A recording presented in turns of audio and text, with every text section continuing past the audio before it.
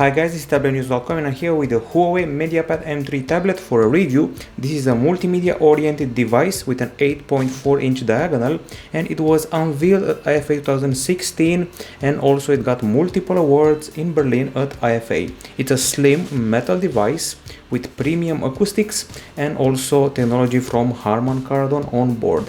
It's priced at $381 in the 32GB Wi-Fi version or $498 in the 64GB LTE model.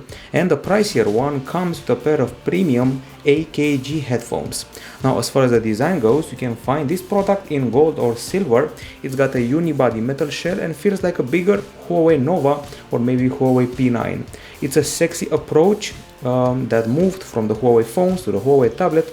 The back is slightly rounded. The metal has a very nice feel to the touch. There's an 8.4-inch panel at the front and a 7.3mm waistline. It weighs 310 grams, so it's a light tablet, but we've seen slimmer and lighter, the iPad mini 4, 6.1mm and 293 grams, but it has a smaller diagonal. It's quite a long device, certainly longer than its rivals, and it's meant to consume video thanks to the 16:9 aspect here. So you're supposed to hold the tablet like this and enjoy your vids on the go. In the end, it feels pretty light in the hand, it has a good grip, and also it feels slightly fancy thanks to the metal chassis. The facade does not draw many prints, which is a good thing, so we got a solid and premium build here. But the problem is that when holding the device for long periods of time, the angular metal edges will kind of cut into your palm, so they can leave marks and not feel very comfy for your hand. Now we're done with the design, time to discuss the display. This one is an IPS LCD here with an 8.4-inch diagonal and a resolution of 2560 over 1600 pixels. The view angles are promised to be 80 degrees in all directions, and the contrast is supposed to be 1501 on paper. Now the video player we have pre-installed, it's simply called Videos, and let's have a look at our usual test clip. So this is it, and the options include the special SWS acoustics, pop-up play feature, and you can also increase or decrease the speed of the playback. The experience involves a pretty solid brightness, crisp image, and view angles seem wide at first sight, although not from all directions, and the colors are reasonably calibrated. The black depth is rather okay, and once again the angles are so a bit. There are times when we cannot exactly see what's happening on the screen. Now this is also a pretty reflective screen, and the contrast is, I would say, medium, rather modest, so not very impressive. Now when it comes to the actual camera test, these are the pixels under the microscope, so let's check them out. Here we go. We got RGB stripes pixels, and then we proceeded to the lux meter test, and we achieved 348 lux units, but it's not uniform, so it got even lower in some other areas. Anyways, this is the main result, and frankly speaking should be a bit higher. At least it beats the Xiaomi Mi Pad 1 and the Asus ZenPad S 8.0 model. It scores below the iPad mini 2 and even the Nexus 7 2013 by quite a bit. That one achieved 508 lux units, so it's been a while. We expected a bit more when it comes to the brightness. Of course, you have dedicated options for the display. We got wallpaper, we got the view mode, small, medium or large, and then we have the font size, brightness and color temperature, which can be set up from here. It can be warmer, colder, or you can select the hue from the circle. There's color mode, which can be normal or vivid. I prefer normal because vivid is totally oversaturated. And then we have eye comfort that filters out the blue light and allows you to sleep better because it doesn't stop your melatonin secretion. In the end, it's an okay screen for indoor viewing, but if you go outdoors, you may have a problem. And also I expected the view angles to be a bit wider. Now when it comes to the other hardware, let's see what we've got. So the processor is a familiar high silicon Kirin 950. It's an octa-core chip clocked up to 2.3 GHz. You actually saw it on the Huawei Mate 8 phablet, and it also is accompanied by the Mali T880 MP4 GPU, 4 GB of LPDDR4 RAM, and 32 or 64 GB of storage, plus a micro SD card slot. Other than that, I have to mention there is no lag here, the functioning is quite fluid and the performance was pretty good in general. The games also ran okay, we're running on fresh launches here. Asphalt Extreme just launched, runs okay. Riptide GP Renegade, our benchmark game, also runs okay. And I've played with a new Final Fantasy title, no problem whatsoever. But this remains our benchmark game. Okay, picking this track. You can turn the graphics all the way to ultra, you'll have no problem on this device. The Huawei Mate 8 was a powerhouse. It had a potent CPU and the same CPU is transplanted here. The acoustics were actually too good, you'll see that in a jiffy. Responsive controls, nicely rendered water, everything looks perfect here. And if only the brightness were higher, this would be a great gaming device. If you're gaming indoors, there should be no problem for you whatsoever. Now the gaming convinced us. Let's see what the benchmarks revealed, because we also have those and quite a few of them, as you can well see for yourself. So as usual, we started off with the quadrant. In quadrant, we were able to surpass the Nokia N1, but scored below the Xiaomi Mi Pad 2, while in Antutu 6 we actually had a pretty solid result. It's the first spot from all the tablets we've tested over the past year. We beat the Lenovo Yoga Tab 3 Pro and the Xiaomi Mi Pad 2, for example, while the benchmark that's associated to gamers, as I like to call it, 3D Mark iStorm Unlimited, also gave us a good score, almost the same as the Nokia N1 and only 1000 points below the iPad Air 2, not bad. Speaking of the iPad Air 2, we also did the Geekbench 3 test. This is Geekbench 4. And here we go, this is Geekbench 3, I suppose. And here in this test, in the multi-core subtest, we surpassed the iPad Air 2, which is no small feat. So good performance all around. And now it's time to analyze the temperature. We only got as high as 35.5 degrees Celsius after running Riptide GP Renegade, and after running the intensive benchmark GFX Bench, 33.8 degrees Celsius. So there is no overheating here, which is always good news. Now in the battery front, we're getting a 5100 mAh battery here, lithium polymer, and a 5V 2A charging that makes a buzzing sound when the tablet is charging.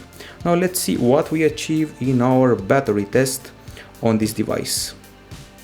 So this is the time we achieved on HD video playback in a loop, 8 hours and 6 minutes, which is just okay. 26 minutes below the Nokia N1 and 2 hours below the Xiaomi Mi Pad 1. Not very impressive, just okay, and that's it. At least we surpassed the Xiaomi Mi Pad 2 and the Asus ZenPad S 8.0. In PC Mark, the simulated continuous usage test, we got to 6 hours 33 minutes, which is rather modest, but it beats the Asus ZenPad S 8.0 and the Asus ZenPad 7.0. It also scores below the time we achieved on the Nokia N1 and Xiaomi Mi Pad 2, which have smaller diagonals, which make the result even more underwhelming. The charging is a bit on the long side, 3 hours and 15 minutes, quite long, but superior to the Nokia N1 and the iPad Air 2, for example. Of course, there are special options for the battery which have been transplanted from the phones.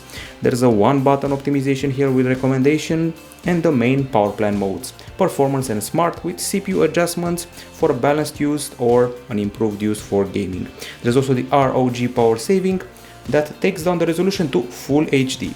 That's it in a nutshell. And we also have keep Wi-Fi on during sleep and close excessively power intensive apps. In the end, I would say it's a mixed battery and could have been a bit better, something to improve on the future MediaPad. Now the Huawei MediaPad M3 is all about the acoustics, so we have stereo speakers, one set here and one set here, so speakers are placed like this so you can consume audio in perfect stereophony, SWS 3.0 technology and Harman Kardon technology, a lot of goodness, smart PA system, hi-fi acoustics, and also a special bundle of AKG H300 earphones with the premium version of the tablet. The music player available here does not have an equalizer, but it does support MP3, FLAC and WAV files, for example, has a very intuitive interface, and let's get to playing. Be advised, the volume is very high.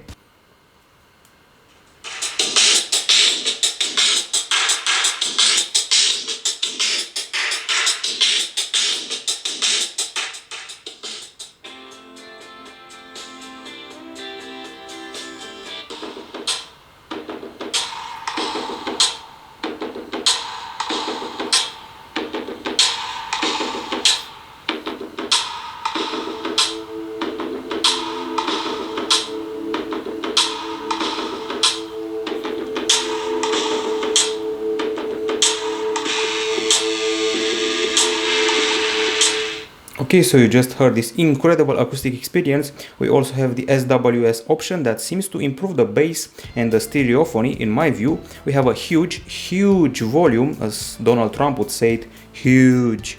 Perfect bass, and it's miles ahead of the competition. We got a perfect voice, perfect keys, no distortion. Too bad for the lack of equalizer.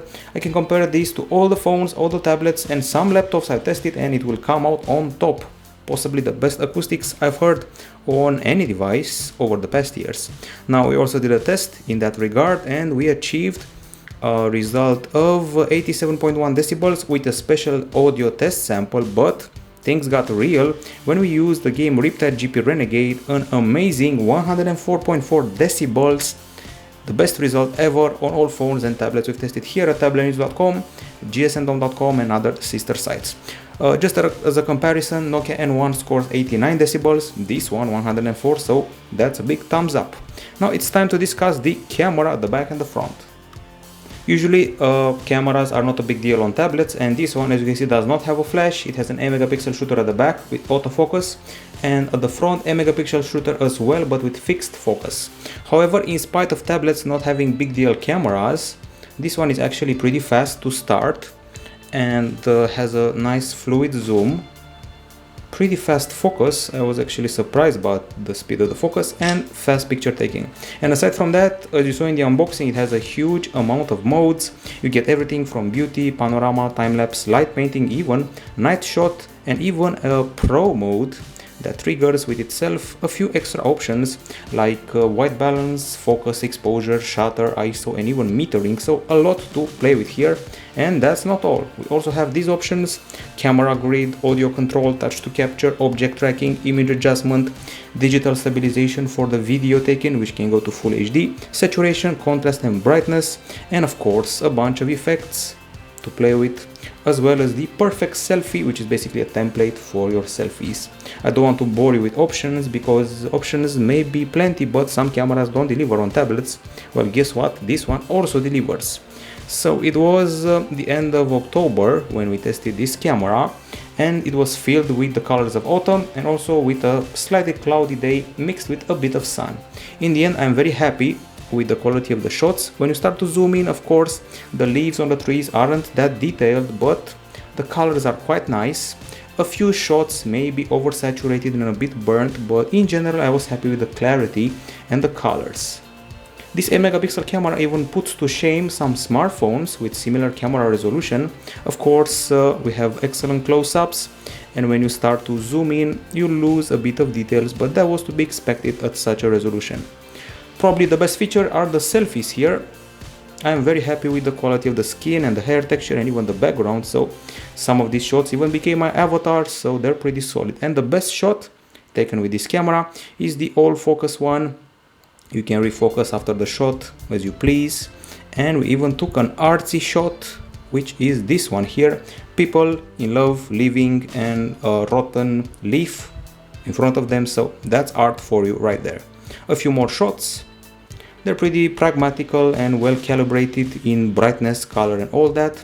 There's the strange sky rendering here and there, but it's a tablet after all, and in my opinion it beats the latest iPads we've tested here at Tablet-News.com when it comes to the clarity, the color and the details, and especially the selfies, possibly the best selfies on a tablet ever. Okay, now we're done with the photos. We also have videos for you. Videos are shot in Full HD in MP4 format, 30 frames per second and 17 mega per second. Sadly, they're not as good as the pictures.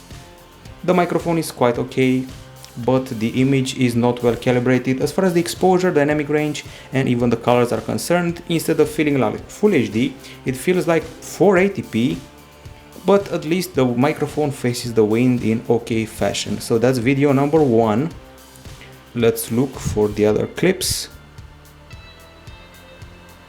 You should have them here somewhere. Here we go. This is video number 2.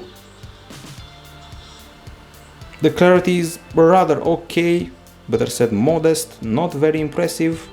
I've seen much better on 5 megapixel camera. This is an 8 megapixel shooter, so expected more. While the video is neglectable, the photo capture is one of the best on all the tablets we've tested, and the selfies are possibly the best thing about this pair of cameras.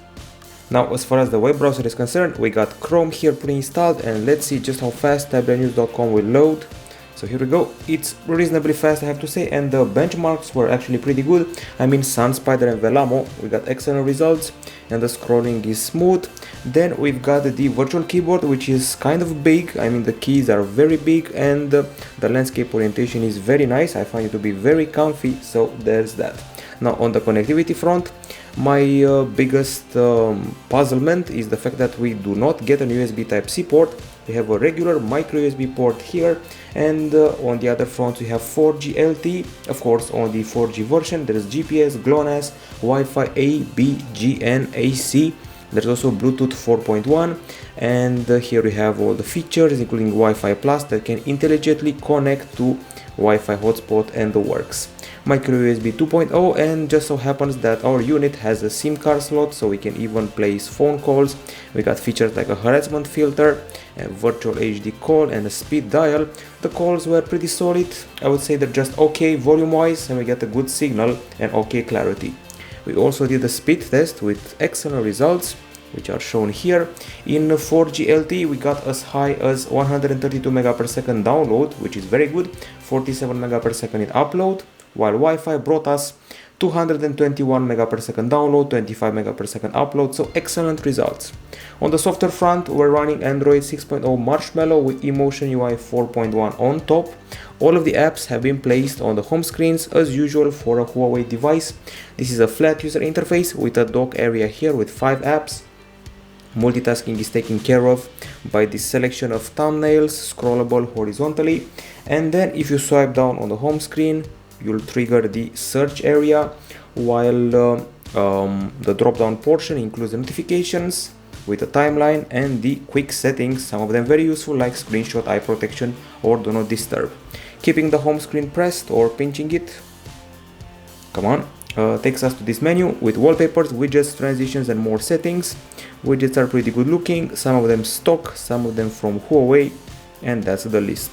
Transitions, pretty typical, and settings related to layout, shaking, and all the works.